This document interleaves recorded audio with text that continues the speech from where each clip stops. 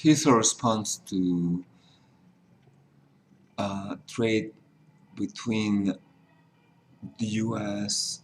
and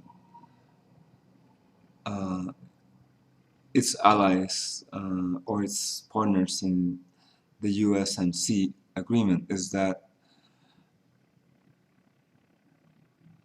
both Mexico and Canada buy a lot of things from the US, more than any other countries. And that is a fact. In fact, Mexico buys more items from the US than Germany or than the UK, despite the fact that Mexicans don't earn as much as Americans, which makes it hard to buy more things. Canadians are probably in a better position to do that. Despite that, Mexico buys more than even Canada. This probably has something to do with the fact that Mexico is a larger country than is Canada. So, in terms of population size, so that's the reason why Mexico is the #1 buyer of U.S. goods and services. And at this point,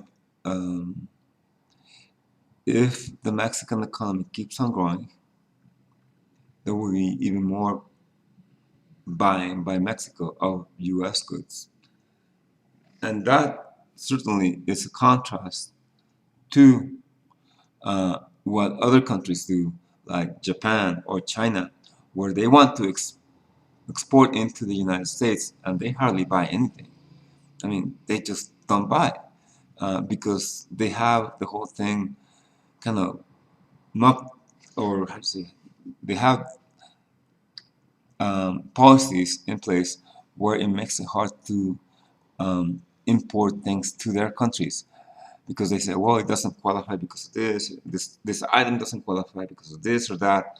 And so they put a lot of red tape around imports to protect their economy. And Europeans do that, and China and a lot of Asian countries do that, but Mexico does not do that. Mexico does buy things from the US.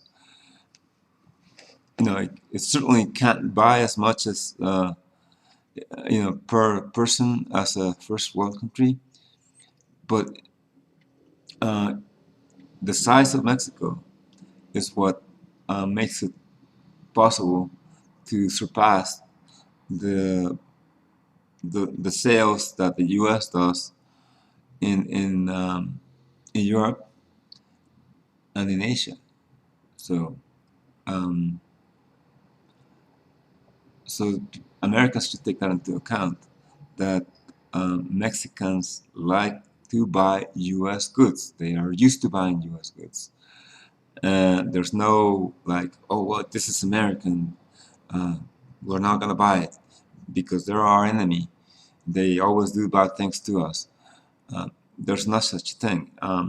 Where in other countries, when they see "Made in America," sometimes they say, "Well, we prefer our brands," um, and so that's where we're at right now in terms of an outlook on who can buy U.S. goods and who is willing to buy, who doesn't denigrate the U.S.